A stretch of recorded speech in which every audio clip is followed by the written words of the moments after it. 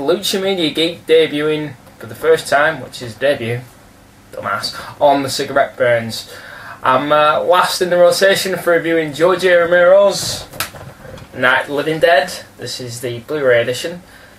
I wonder why I bought a Blu-ray of a film which is so old, but I still think I needed it. A lot of people have done really good reviews on this. Civilian Snowman's was really good. Don't Take It Seriously was excellent. Yeah, so I'm trying my best to think of things which haven't yet been mentioned in other people's reviews. Yeah, again, you all know the plot. The plot is fantastic, and it's very simple. Bunch of guys stuck in a house in the middle of a zombie apocalypse. Of course, there's a lot of things been said about the fact that it was the first film to have a black hero, or, you know, central protagonist. And you've also got things where it's the first film to overtly use so much gore and things like that. What I do want to talk about in my review is some things that you may not know. It's very tempting to look at the film and think that George A. Romero set out to make a social comment, you know, on the state of the society in the 60s. He didn't actually do this, if you listen to him in interviews. Apparently, the whole point of the film was he wanted to make an answer to Richard Matheson's I Am Legend. I Am Legend, of course, is the book which was then adapted into the awful Will Smith movie.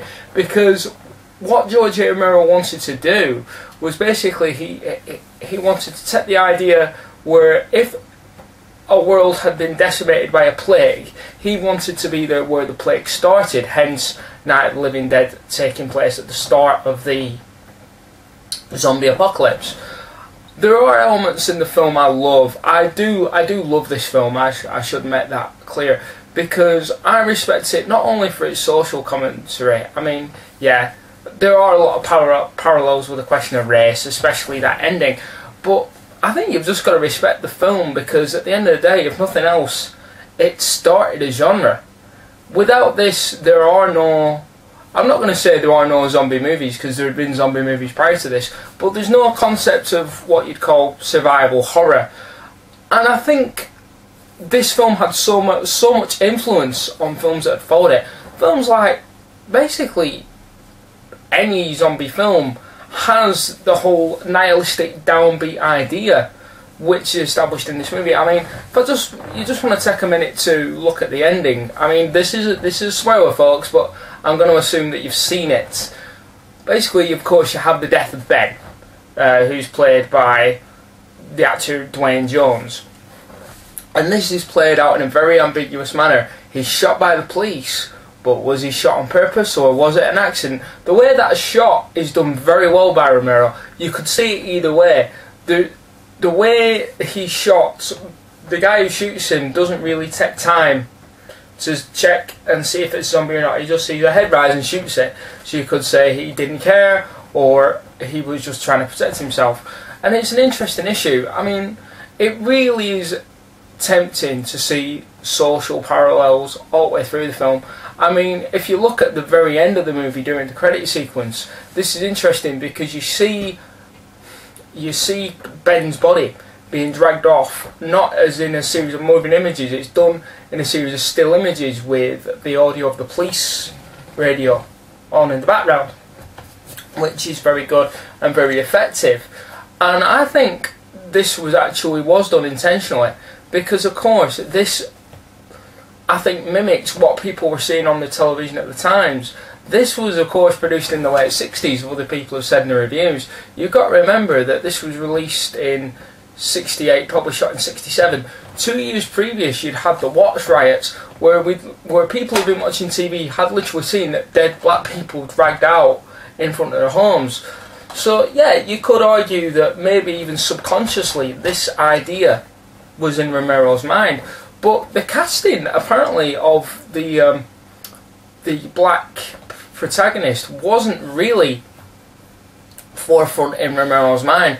I saw him give a talk at an Edinburgh Horror Convention a couple of years ago, and he actually dismisses this. He actually was open enough to say, I didn't set out to cast a black actor, he was just the most talented guy for the role.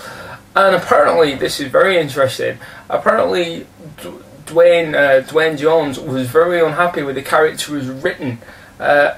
Originally, in the original script, the character was apparently played as a lot less intelligent, and Dwayne was not prepared to play his character in that way. So apparently the dialogue was punched up on the fly, and Dwayne was meant to be more, the character Ben was meant to be more intelligent. I mean, if you want to take a minute and look at the character of Ben, I like him because the guy ain't no saint. I agree with what a Civilian Snowman said in his review. He is the guy you want in a zombie apocalypse. He's capable, he's intelligent, and he has some good ideas. I mean, there is, of course, the argument between him and Cooper. No, you don't want to go in the cellar because you're going to be bottlenecked and you're going to die. But, as I've said, the guy ain't no saint. When the character of Barbara is, of course, the female from the famous "They're Coming to Get You" sequence in the graveyard. Basically, when she has hysterics and he has to calm her down, he doesn't really just give her a slap across the face, he belts her pretty hard, to the extent that you can literally see, you know, the bruises in the makeup in later scenes of the movie. I think this actually works because it's more realistic. Ben, you know, panics, for example. God, this review's full of spoilers, and I apologise to anyone who hasn't seen it yet. But there's also the scene where they try and escape using the truck and the gas tank. It doesn't work, which is quite interesting. This is Ben's idea and it fails. There is also a parallel which hasn't been brought up in other people's reviews, and that is the power of television in this film.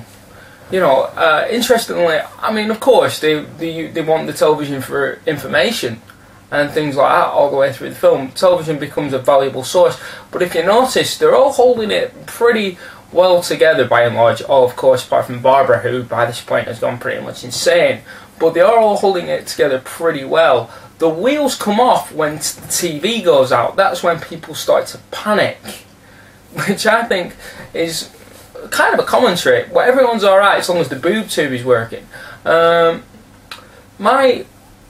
The strengths of the film, and I'm not talking about whether the fact that it's dated. For me, the strengths of the film come from, as other reviewers have said, the performances. The performances are all quite strong. Barbara Day, I can't remember the actress name, her last name's Day, who plays Barbara, does overact it a bit, but then again, that character is so iconic, you know, who can fault it? It's beautifully shot. The use of the Dutch tilt or the Batman tilt is excellent.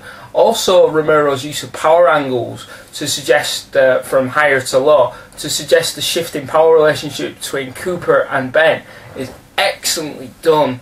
I also like the fact that this is the first, well again, it's not the first, but it's the first overtly zombie horror film ever made. And Romero had the guts to make a child one of the victims. You know, you have a zombified kid there,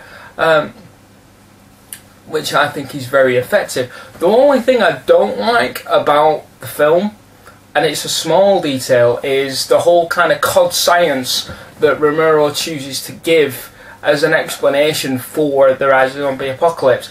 This whole thing with the radiation from the satellite causing the reanimated corpses to come up and kill.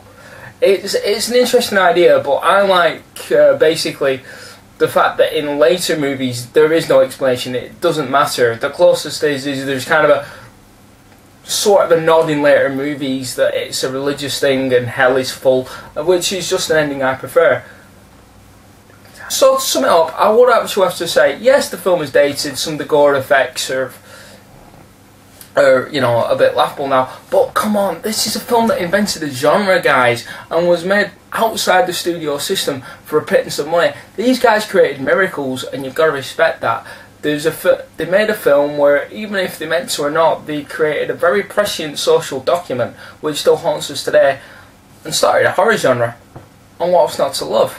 So until my next time on Cigarette Burns, and thanks for the subs, guys, I'm going to say see ya.